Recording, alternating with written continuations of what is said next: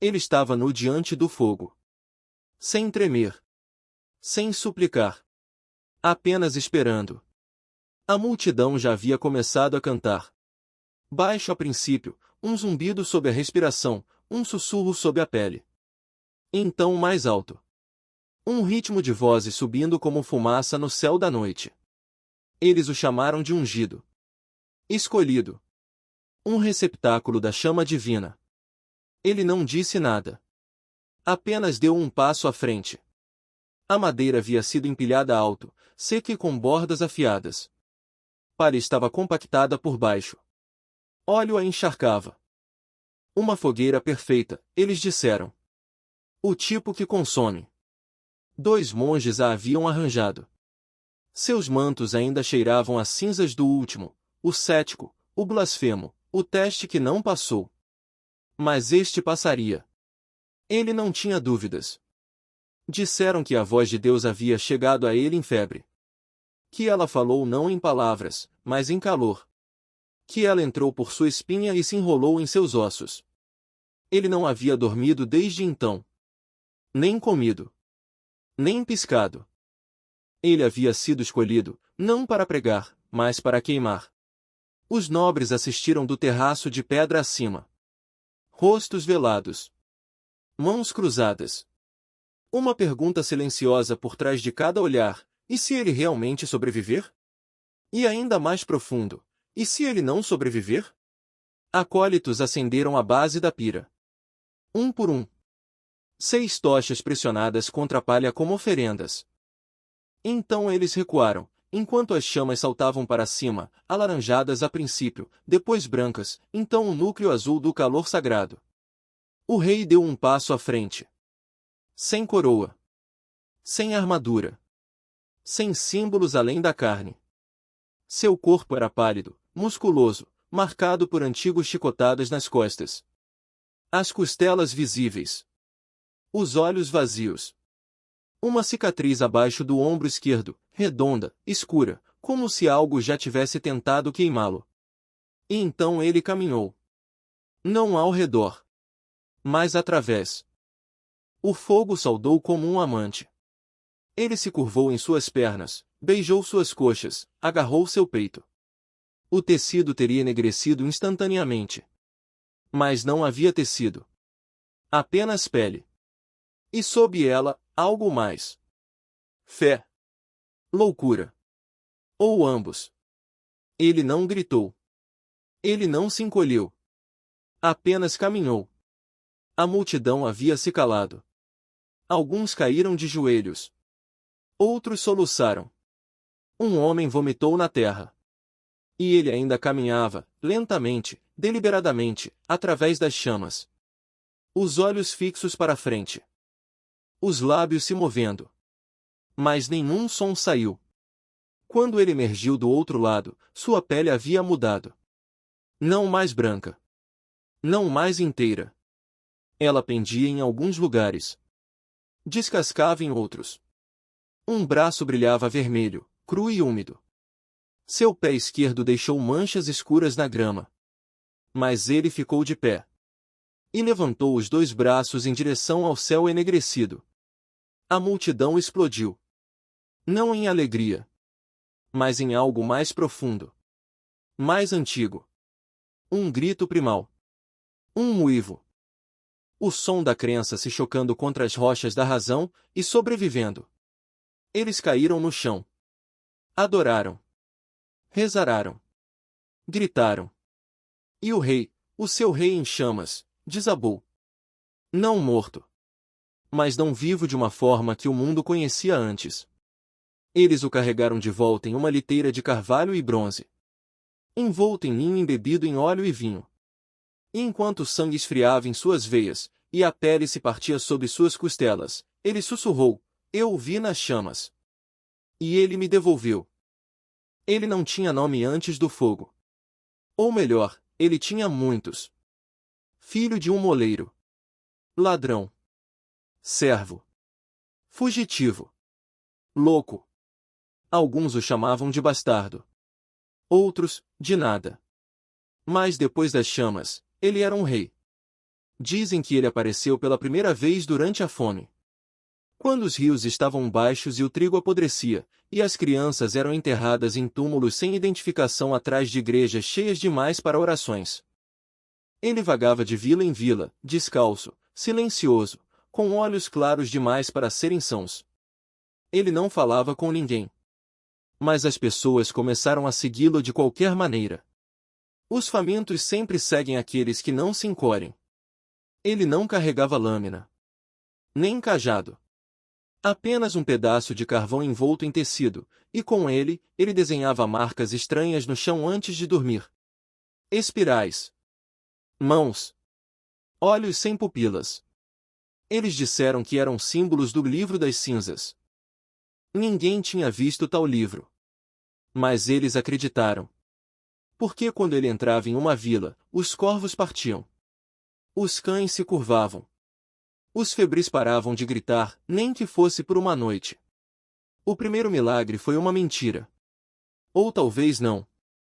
Uma criança, já meio morta pela peste, foi levada a ele. O homem colocou uma mão no peito do menino e sussurrou. Pela manhã, a criança havia sumido. Morto? Curado? Ninguém sabia. Mas a família construiu um santuário de qualquer maneira. E a próxima vila lhe deu um título, a brasa ungida.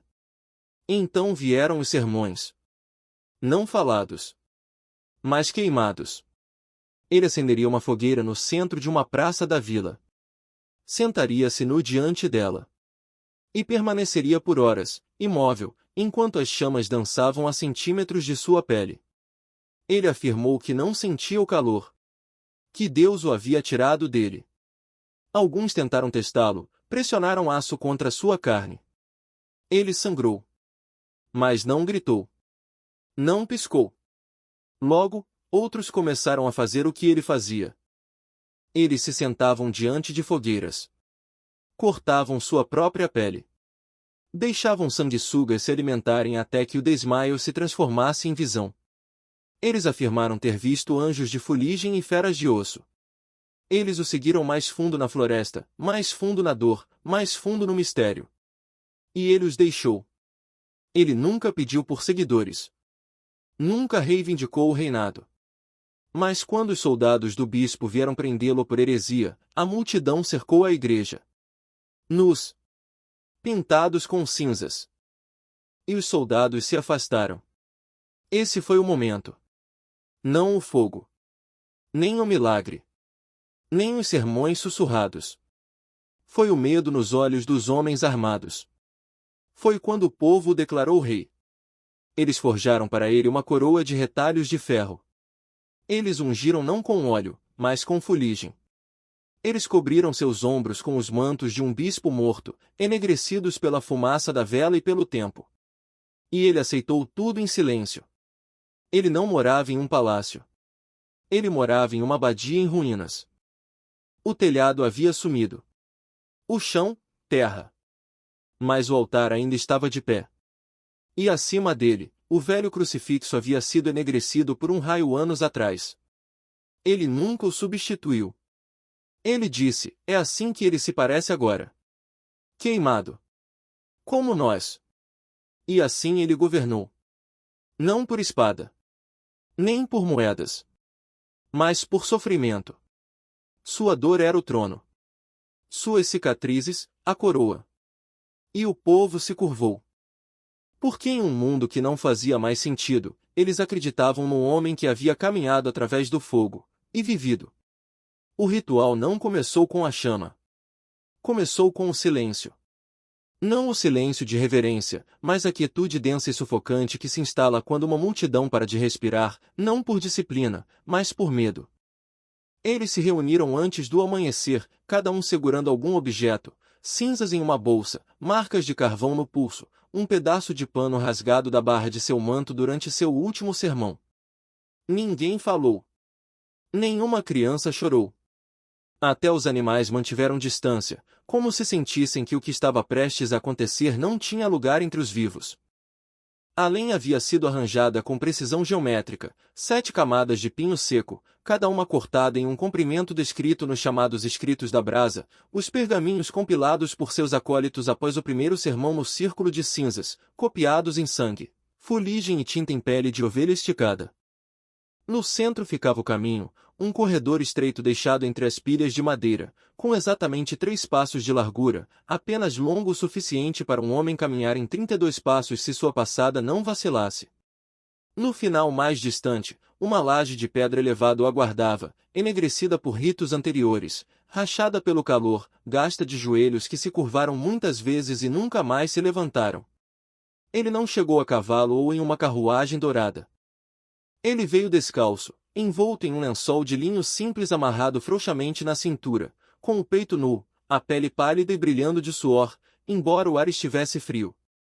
A multidão se abriu à sua aproximação, não por deferência, mas pelo peso de algo mais antigo, um pavor que não pertencia à linguagem. Alguns fizeram o sinal da cruz, embora não se lembrassem mais por quê, outros viraram a cabeça, envergonhados de olhar, mas incapazes de resistir a espiar por entre os dedos. Os monges que prepararam o fogo não levantaram os olhos quando ele passou. Suas mãos tremiam enquanto seguravam as tochas. Eles já o haviam visto antes, não durante os sermões, nem durante os sonhos, mas no rescaldo da última prova, quando o corpo do penitente foi encontrado enrolado como pergaminho, os dentes travados em uma careta final, e o cheiro de carne assada se agarrou aos seus hábitos por semanas. Isso não era penitência. Isso não era purificação. Isso era algo mais antigo do que qualquer um dos dois. Quando ele chegou à beira do caminho de fogo, ele parou. Ele não falou. Ele apenas levantou uma mão em direção ao sol nascente e pressionou a palma da mão contra sua própria testa, borrando a fuligem que já havia começado a se assentar em sua pele. Um menino deu um passo à frente, não mais de 12 anos, carregando uma tigela de cinzas misturadas com óleo. Sem instruções, ele ungiu os pés do rei, depois se retirou, soluçando em silêncio nos vincos da manga de sua mãe. Só então as tochas foram trazidas à frente. 6 no total, 2 para cada lado, uma para cada extremidade. As chamas se acenderam instantaneamente, famintas e brilhantes, alimentadas por óleos e resinas misturadas de acordo com os escritos da brasa, seiva de pinho, alecrim esmagado, enxofre em pó e algo mais, um ingrediente secreto, sem nome, preservado apenas em gestos e respiração. O fogo subiu rápido, sibilando, se contorcendo, arranhando o ar da manhã. O calor atingiu a multidão como uma rajada de vento de verão que se tornou violenta, e vários nas primeiras filas cambalearam para trás, protegendo seus rostos. Ainda assim, ele permaneceu imóvel. Então ele deu um passo à frente. Cada passada era deliberada, calculada, ritualística. O fogo se estendeu em sua direção, lambeu suas canelas, se enrolou em suas coxas, saltou para beijar seu peito, e ele ainda se movia, não rapidamente, não desafiadoramente, mas como se cada movimento tivesse sido ensaiado em visões, ditado por forças invisíveis ao resto. Seus olhos permaneceram abertos, fixos na laje no final do corredor, sem piscar enquanto a fumaça se enrolava em suas narinas e lágrimas brotavam nas bordas de seu rosto, embora nunca caíssem. No 7º passo, a pele de seus braços havia começado a se contrair. No 12º, bolhas se formaram no lado esquerdo de suas costelas. No 20º, a multidão havia se esquecido de respirar novamente. Uma mulher desmaiou. Um homem caiu de joelhos e murmurou os salmos da brasa em uma voz que se quebrou antes da última linha. Alguns se viraram, incapazes de testemunhar o desvendamento da carne humana sob um silêncio sagrado. Quando ele chegou ao final do caminho, o fogo ainda rugia atrás dele, mas o silêncio era mais profundo do que antes, vasto e consumidor. Ele parou apenas por um momento, então subiu os degraus até a laje. A pele da sola de seus pés se descascou a cada passo, deixando para trás impressões que sibilavam, enegreciam e fumegavam. Ao chegar ao altar, ele se ajoelhou. Ele não levantou as mãos. Ele não gritou. Ele simplesmente se ajoelhou, nu, queimado, e tremendo, e sussurrou uma única palavra. Ninguém a ouviu. Mas eles afirmaram tê-la sentido, não em seus ouvidos, mas em seus dentes, suas unhas, na medula de seus ossos. Mais tarde, eles a chamariam de a palavra do fogo. E a partir daquele momento, eles não pediram mais por milagres. Eles apenas pediram por mais dor. Eles o chamaram de milagre. Eles o chamaram de escolhido. Eles o chamaram de a carne que não podia queimar. Mas eles não viram o que os monges viram quando deitaram. Após a prova, ele não andava. Seus pés estavam cheios de bolhas além do uso, cada dedo do pé rachado, a pele se enrolando para cima em pétalas enegrecidas. Onde ele havia pisado na pedra, o sangue ainda fumegava. Suas pernas, outrora tensas com músculos e propósito, agora tremiam incontrolavelmente, incapazes de suportar o corpo que outrora carregavam através de vilas e campos de batalha e fogueiras. Eles o carregaram para o santuário em uma cama de pinho e lã de cabra, e quando o colocaram no altar, não o velho de pedra, mas o novo, feito por seus seguidores com a madeira de uma forca derrubada, ele não se mexeu. Sua respiração era superficial. Suas pálpebras tremiam como se assombradas por visões que nenhum homem vivo deveria suportar. Mas ele vivia. E assim eles louvaram. O que a multidão lá fora viu foi simples, um sobrevivente. Um homem que havia caminhado através do julgamento divino e retornado inteiro. Eles cantaram, choraram, juraram lealdade. Alguns queimaram os próprios pés com brasas, na esperança de ganhar apenas uma fração do que ele havia se tornado. Outros seguravam seus filhos no alto, sussurrando, olhem para ele, é assim que Deus se parece agora. Mas por dentro, atrás das cortinas encharcadas de mirra e vinagre, a verdade era carne. E podridão. E gritos que ele não podia emitir. As queimaduras em suas coxas haviam se rompido. Cada movimento rasgava as bordas ainda mais, expondo músculo rosa, coágulos, e tecido cru e se contorcendo. Um monge tentou aplicar bálsamo, e o rei mordeu a própria língua. Não de raiva. De dor tão severa que a mente buscava o silêncio na destruição. Ele não conseguiu falar por 3 dias. Quando ele finalmente abriu a boca, o primeiro som que ele fez não foi uma palavra, mas um assobio seco e úmido, como se seus pulmões tivessem sido chamuscados para sussurrar o fogo de volta à existência. Ainda assim, ele não pediu por água. Ele não pediu por descanso. Ele apenas perguntou. Eles se ajoelharam. Os monges assentiram. E ele sorriu, apesar das rachaduras que se abriram em suas bochechas ao fazê-lo. Eles cuidaram dele da melhor forma que puderam. Tiras de linho embebidas em leite de ovelha e sal pomadas de cinzas, cera de abelha e água benta. Pós de cardo queimado, medula de cabra e casca de freixo moídos finamente entre pedras. Nada curou. Nada aliviou. As feridas infeccionaram. E ainda assim ele não morria. Quando ele se levantou novamente, no 7º dia, foi com a ajuda de 2 irmãos e uma bengala esculpida. Ele entrou no santuário enquanto os sinos tocavam e ficou de pé, descalço, diante da multidão reunida. Seu manto se agarrava às suas pernas onde as bandagens sangravam. Seus olhos estavam mais escuros agora, mais profundos, com algo que brilhava como ferro molhado. Sua pele se descascou de suas mãos em tiras, revelando algo vermelho e brilhante por baixo. Mas ele levantou uma mão. E a multidão caiu de joelhos. Ele não disse nada. Ele não precisou. Porque eles viram o sofrimento. E o sofrimento havia se tornado sagrado. A partir daquele dia, ele não usava mais a coroa de ferro que haviam forjado para ele. Em vez disso, eles moldaram para ele um círculo de madeira com espinhos, enegrecido, ainda com um leve cheiro de seiva e fumaça. Ele o deixou repousar não em seu couro cabeludo, mas em seu ombro, onde o fogo havia atingido mais fundo, para que a dor nunca o deixasse. Ele dormia na pedra. Ele recusou tecido limpo.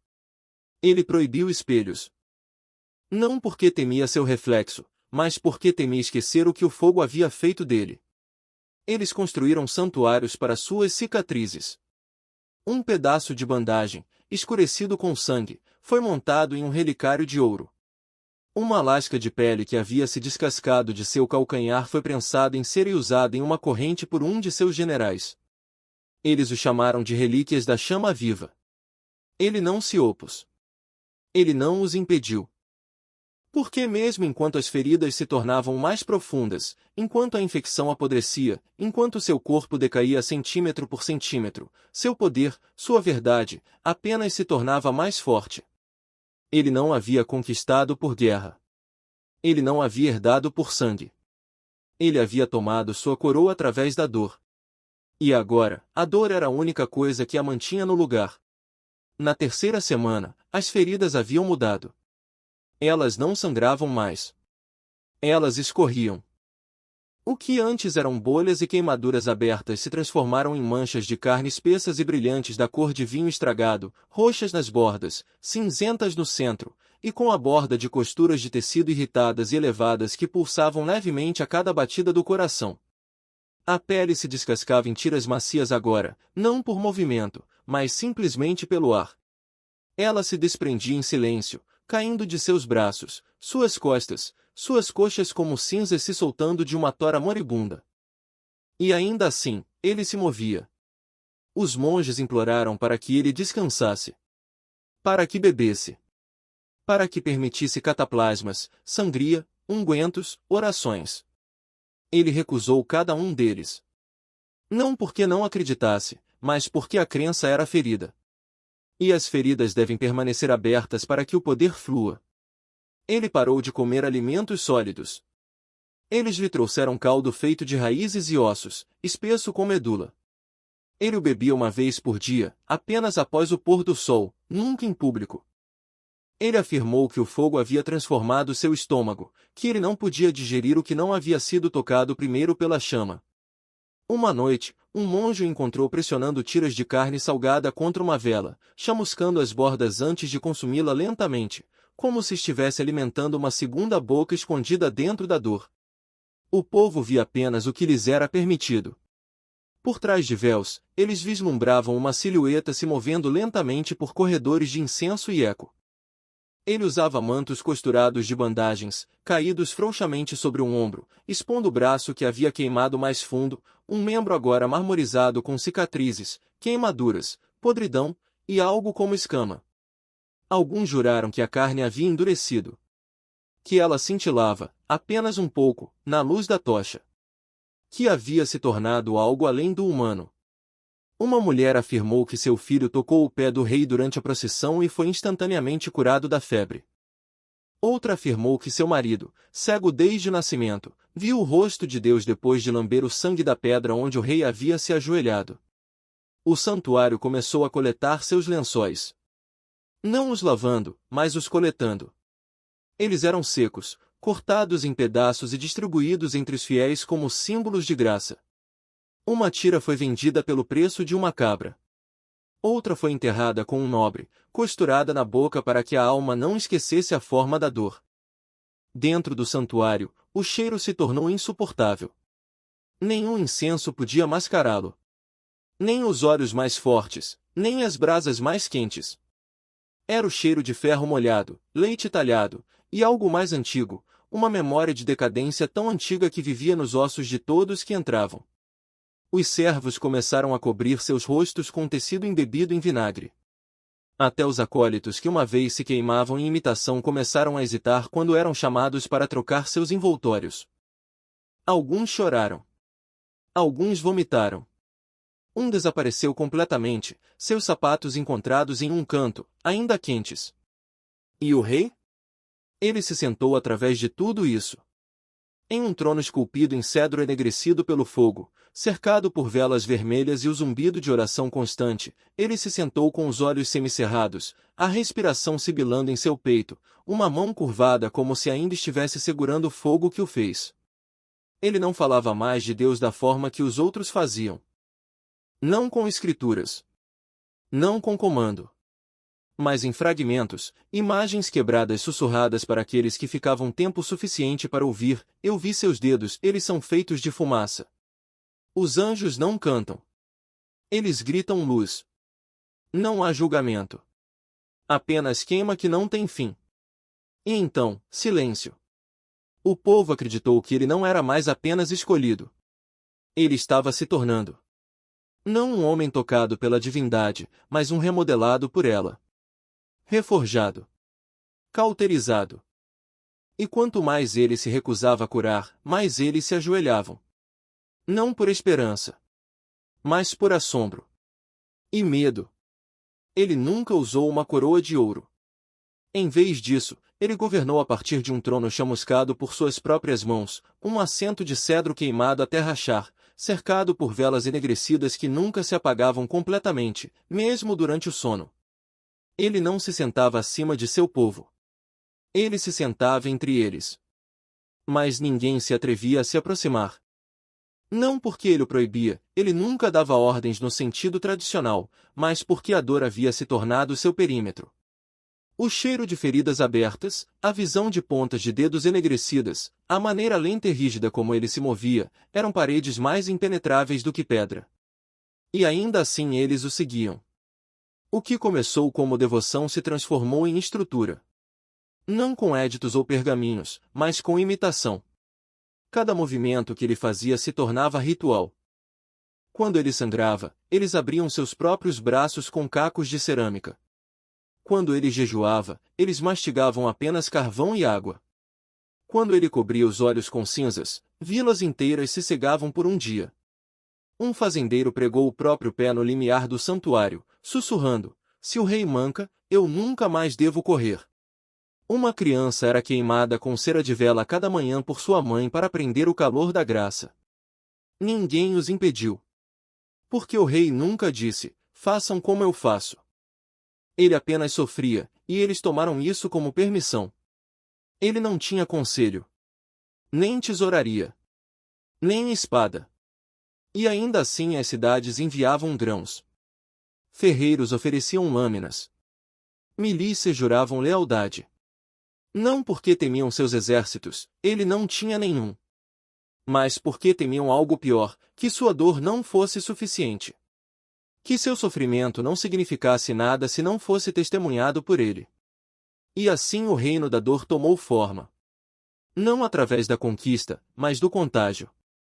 Uma cidade acendeu sua catedral em chamas e a reconstruiu em pedra preta.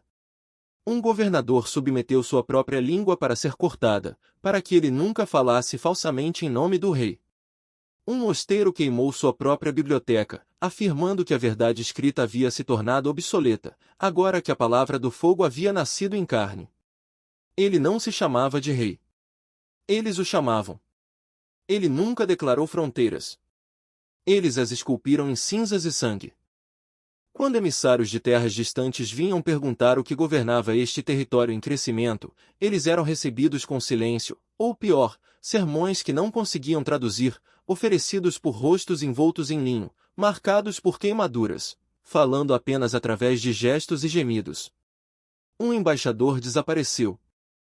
Outro voltou para casa tremendo, afirmando ter visto um homem sentado em uma cama de brasas, sorrindo através de dentes com bolhas, sussurrando nomes não escritos em nenhum livro. Nenhuma aliança formal foi feita. Nenhuma ameaça foi emitida. E ainda assim, ninguém se atreveu a invadir. Dentro do santuário, o rei recebia visitantes apenas à luz da fogueira. Ninguém se aproximava dele diretamente.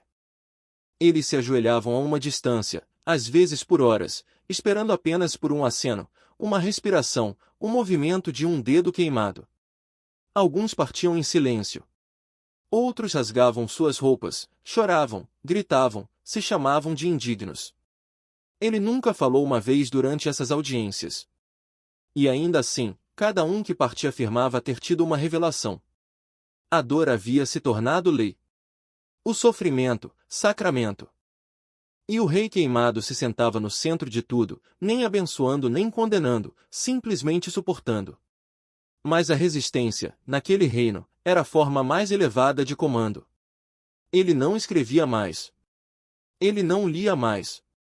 Quando perguntado por direções, ele simplesmente estendia a mão e revelava as feridas, cruas, úmidas, ainda abertas. E eles assentiam. Porque naquele lugar, não havia decretos. Apenas carne. E o que a carne suportava era sagrado. Mas mesmo aqueles que adoravam mais profundamente começaram a se perguntar, por quanto tempo mais este corpo, este trono de dor, poderia sobreviver? E o que aconteceria se ele se partisse? O reino cairia? Ou ele queimaria? Tudo começou com murmúrios. Não sermões, nem comandos, mas fragmentos.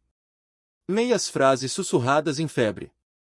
Palavras únicas repetidas na noite, quando as velas haviam queimado baixo e o rei jazia imóvel, tremendo sob linho úmido, sua mandíbula cerrada como se estivesse mordendo visões.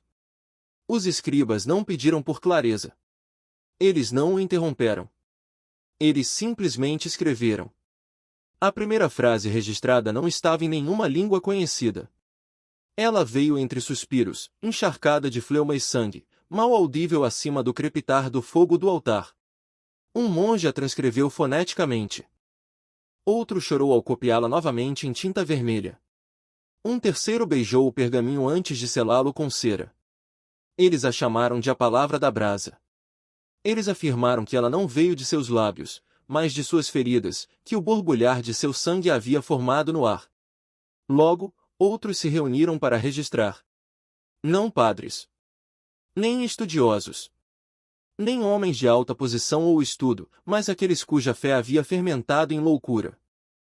Uma mulher que havia costurado as pálpebras afirmou que podia ver a forma da linguagem na chama.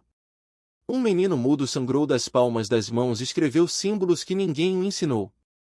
Um ex-torturador das prisões do norte transcreveu páginas usando osso afiado e pele de cabra, dizendo: "Eu conheço o alfabeto da agonia. É o único em que confio." Juntos, eles começaram a montar um livro. Eles o chamaram de O Evangelho de Cinzas. Ele não tinha capítulos. Apenas camadas. Cada camada era costurada na próxima, não com linha, mas com fumaça. Cada página cheirava a resina, sangue e fuligem. A tinta era fervida a partir de casca esmagada, gordura de cordeiro e as cinzas de tecido queimado tirado da câmara do rei.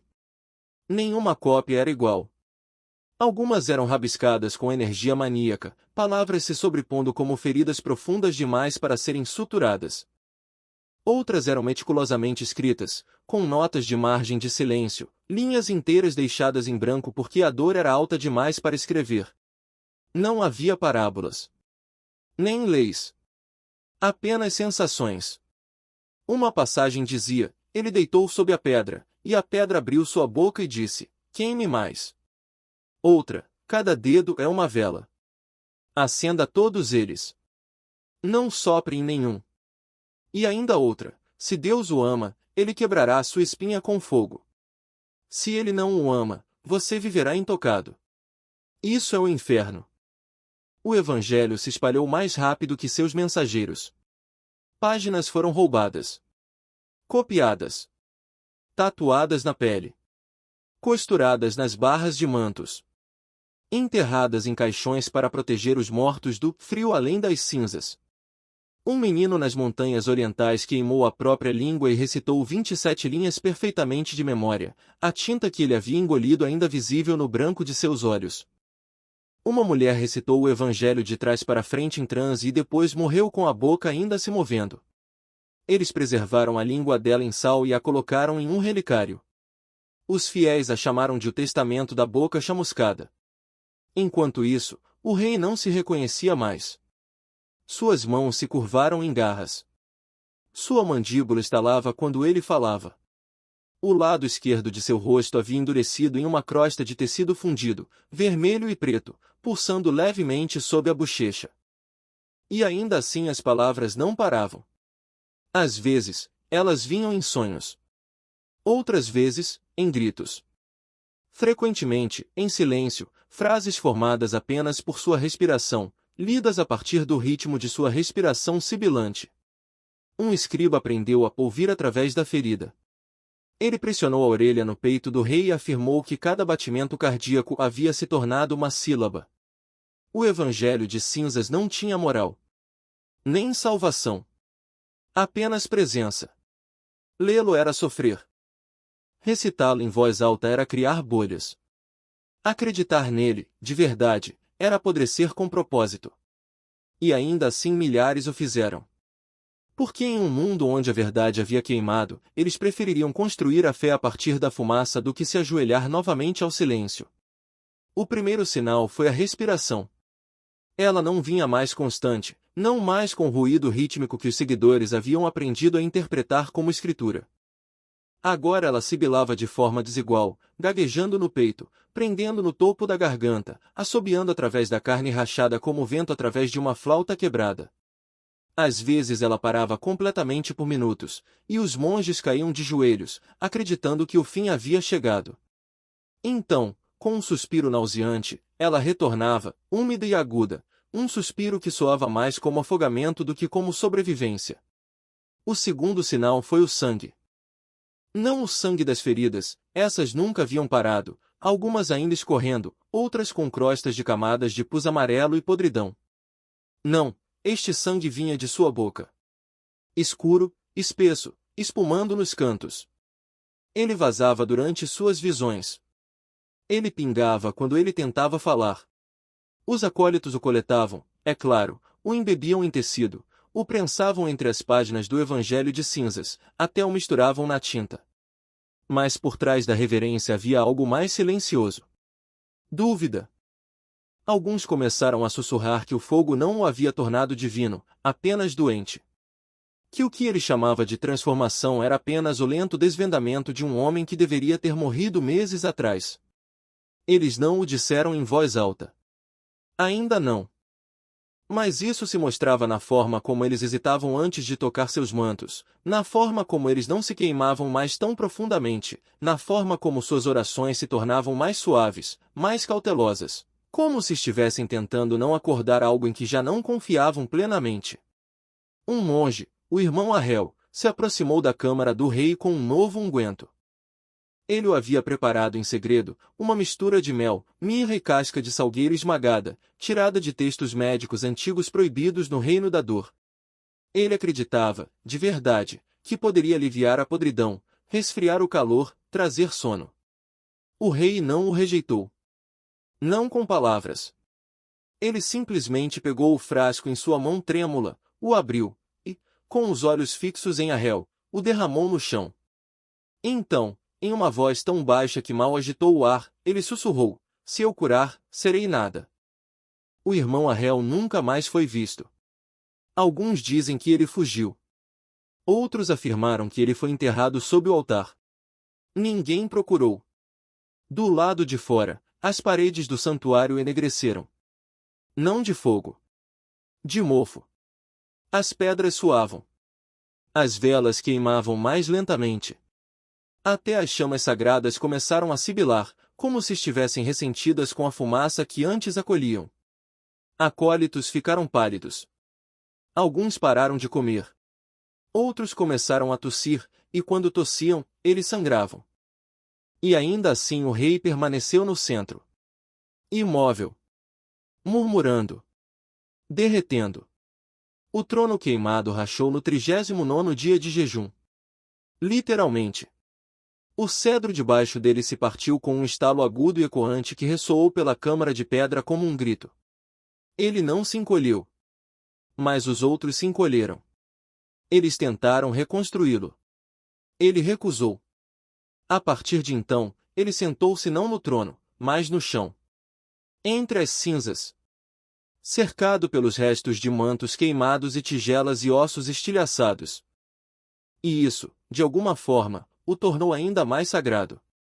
Ou mais aterrorizante. Mas as rachaduras haviam começado. Uma vila queimou seu próprio altar e afirmou que ele havia se tornado muito úmido com a morte. Um escriba arrancou várias páginas do Evangelho de cinzas, declarando-as falsas linhas nascidas da febre, não da chama. Um guarda se recusou a chicotear um peregrino que não havia se ajoelhado fundo o suficiente, e foi encontrado na manhã seguinte com a língua pregada em uma cruz de madeira. Até alguns monges começaram a questionar: ele ainda estava falando a palavra do fogo, ou o fogo finalmente o havia esvaziado? E o rei? Ele não respondia mais. Ele se sentava. Ele sangrava. Ele respirava. E quando lhe faziam perguntas, ele apenas apontava para seu peito, para uma ferida que nunca havia se fechado, e dizia: ele fala daqui agora. Eu sou apenas a fumaça. Mas a fumaça estava rareando. E por trás dela, algo mais sombrio se agitava. A morte do rei, se é que aconteceu, não deixou um corpo. Uma manhã, os acólitos entraram no santuário para trocar seus envoltórios, a primeira vez em dias que eles se atreveram a se aproximar novamente. As velas ainda estavam queimando. A bacia de cinzas permanecia quente. Mas o trono, ou o que restou dele, estava vazio. Sem sangue. Sem marcas. Sem um último suspiro. Sem prova de decadência. Apenas o fraco cheiro de fumaça no ar, e a impressão de um corpo nas pedras. O aglutinador também havia sumido. Seus aposentos permaneceram intactos. Suas ferramentas, facas de osso, panos, velhos pergaminhos de boticário, ainda estavam dispostas ordenadamente no banco. Mas ele, como rei, havia desaparecido sem som ou rastro. A princípio, eles procuraram no santuário. Depois nas criptas. Depois no rio. Mas nada foi encontrado. E logo, a busca parou. Não porque eles não se importavam mais, mas porque procurar muito fundo arriscava perfurar o véu da fé. O rei havia queimado uma vez. Agora ele havia desaparecido. E para a maioria de seus seguidores, isso era suficiente. Um novo santuário foi construído, não de mármore, mas de carvalho chamuscado e pedra cimentada com cinzas. Ele não tinha altar. Apenas um poço quadrado no centro onde brasas fumegavam incessantemente, alimentadas em silêncio a cada manhã pelas mãos de crianças mudas. Nenhuma imagem do rei jamais foi esculpida. Nenhuma semelhança pintada. Era proibido. Ele não deve ser lembrado por rosto, um ancião escreveu, apenas por ferida. O evangelho de cinzas continuou a se espalhar, fragmentado, reescrito, duplicado da memória e do sonho. Alguns afirmaram que novos capítulos estavam sendo entregues através de visões. Outros juraram que ouviram sua voz no fogo, não como linguagem, mas como ritmo, o estalo do sopro divino tornado audível através da brasa. Vilas inteiras se voltaram para a adoração da fumaça. Sinos de igreja foram derretidos para fundir incensários. A marcação da carne se tornou sacramento. E em algum lugar, sob todo o ritual, a verdade se perdeu. Rumores surgiram, como sempre acontece. Alguns disseram que o rei havia saído para a floresta, onde o fogo não podia mais segui-lo. Outros afirmaram que ele havia se queimado até virar cinzas em segredo, e que seus ossos agora eram pó escondido no oco de uma árvore. Uma mulher jurou que o viu na beira de um campo de batalha, cego, descalço, com a pele rasgada mas de pé, sussurrando bênçãos aos moribundos antes de desaparecer na névoa da fumaça do canhão. Em um mosteiro na montanha, uma relíquia apareceu, um único dedo enegrecido selado em vidro. Ninguém pôde provar que era dele. Ninguém se atreveu a tentar. Mas não foi a prova que alimentou a lenda. Foi o silêncio. A ausência de negação. O vazio onde a verdade deveria ter estado, deixado intocado. E através desse vazio, ele se tornou algo maior que rei. Maior que profeta. Ele se tornou o próprio fogo. Nas gerações que se seguiram, seu nome nunca mais foi pronunciado em voz alta. Mas sua dor permaneceu. Transmitida em ritual. Em gestos. Em medo. Pais avisavam seus filhos para não amaldiçoarem a chama. Esposas pressionavam cinzas nos lábios de seus mortos. Soldados usavam tecido queimado ao redor de seus pescoços antes da batalha, não por proteção, mas por permissão. E nos lugares silenciosos, mosteiros, ruínas, salões abandonados, seu sopro ainda era sentido. Uma mudança no ar. Uma quentura onde nenhum fogo ardia. Uma voz, logo abaixo da audição, que dizia, não queimado. Não quebrado. Apenas esperando. Nenhum túmulo foi construído. Nenhum dia de festa declarado. Nenhuma igreja o reivindicou. Porque eles entenderam, mesmo que não o dissessem, que ele nunca havia sido deles. Ele pertencia ao fogo. E o fogo não morre. Ele fumega. Ele espera. E quando a hora é certa, ele retorna. Se você ouviu até aqui, você já sabe, esta nunca foi uma história sobre milagres. Esta foi uma história sobre crença, como ela queima, como ela cicatriza, e como ela sobrevive muito tempo depois que o homem se foi. Se esta lenda acendeu algo em você, inscreva-se no canal para mais histórias que os livros de história não contam. Deixe um comentário. Você acha que ele morreu naquele santuário, ou o fogo levou para outro lugar? E não vá ainda, há mais contos sombrios esperando em sua tela agora mesmo. A chama nunca é o fim. Apenas o começo.